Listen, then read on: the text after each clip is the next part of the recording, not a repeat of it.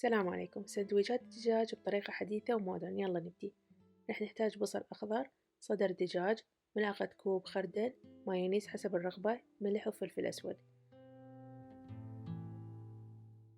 نخفقها بالخلاط على السريع، شوية جوز مثروم، صارت الحشوة جاهزة.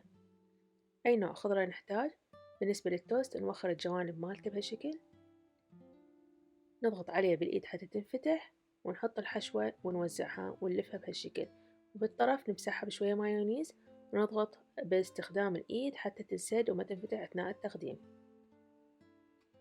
باستخدام الضغط نعطيها شكل أسطواني، بهالشكل راح تكون. نطمسها من الجهتين بشوية مايونيز وسمسم محمص أو مسهل. نجي على طريقة التقديم الراقية، نحط شوية خضرة بالوسط ونصفط عليها السندويشات. إذا تريدون تشوفون باقي الفيديو راح تلقوه بقناتي بتفاصيل أدق وأكثر.